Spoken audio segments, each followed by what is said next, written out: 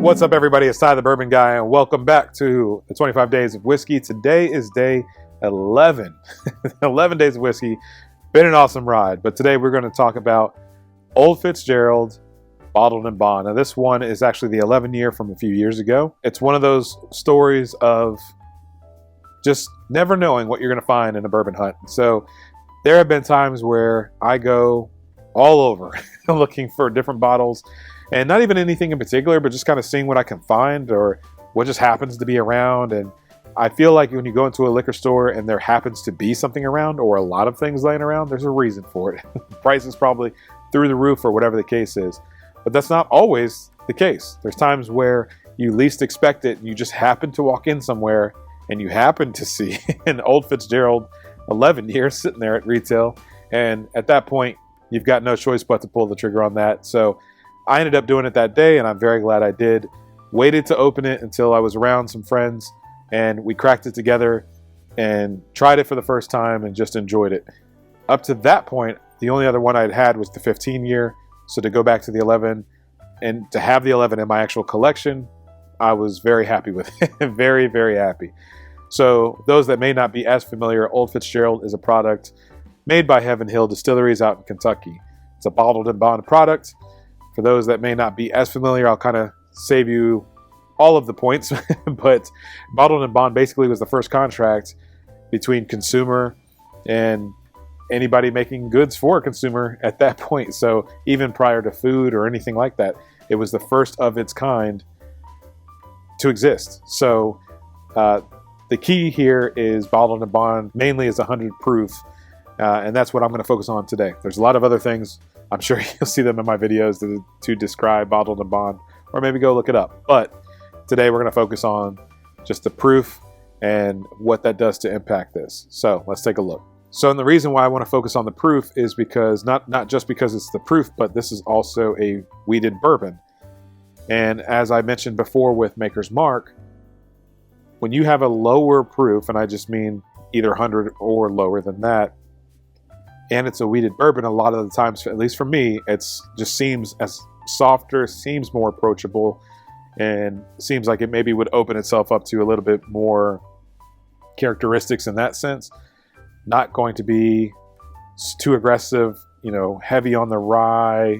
There's no rye in the mash bill. Not a heavy proof. None of these things are going to be characteristics that are going to lend this to being a hot bourbon or anything like that. Now, if you're new to whiskey and this is 100 proof can still be a lot, even if it is a wheated bourbon. So I'm not saying that, but just overall, the whiskey itself should be a little bit more approachable. But let's see.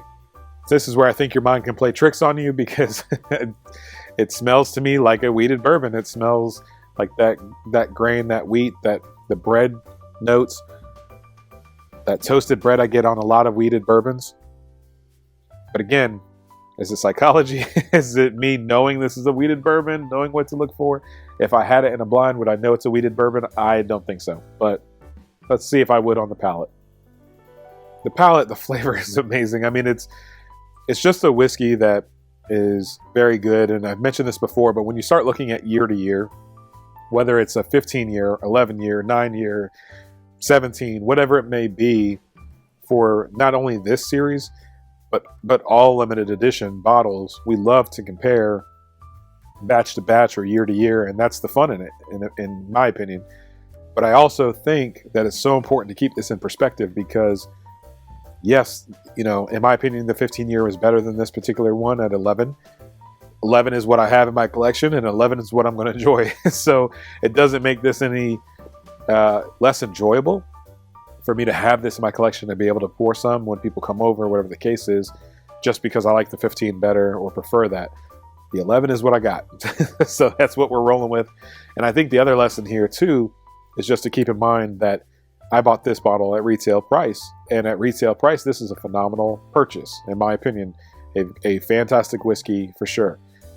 I've seen what these can go for, and I think when you start to play that game of it, I just hope that you try it at least first before you ever decide to do something like that, because the prices on some of these bottles, it's just not, I don't know how good the whiskey would have to be to justify some of the prices that I've seen on some of these. But again, I've always said it's your money. You do whatever you want to do. But my thing is, if you've tried this before and you know this is your absolute favorite whiskey of all time, and you've got the money to spend and all this other stuff, it's your decision.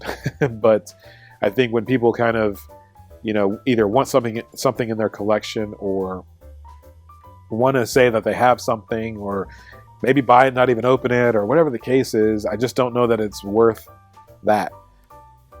But that's just my own opinion. I've never bought anything secondarily, and it's something that to me makes it even more special when I finally do find it. And trust me, you can find just about everything. It may take you years to accomplish it, but again, to me, that's just part of the fun. So let's finish this one off. Cheers. So the lessons learned today is that I walked in somewhere, happened to see this at retail, never in a million years thought that would be the case, but it was. Bought it, waited until I was around friends to open it. We tried it, kind of compared notes and just talked about it and what we liked about it, what we may not like, or what we prefer, or whatever the case is, and just enjoyed each other's company, enjoyed the whiskey, and that's the name of the game. That's what it's all about, is waiting until those special moments for sure, but then let's crack it open and let's make it happen. I appreciate you tuning in. Thank you so much for being here. Again, this has been amazing. You've been here this long. You know what I'm going to say. Like, subscribe, comment, do all the things, and I will see you tomorrow for day 12. Cheers.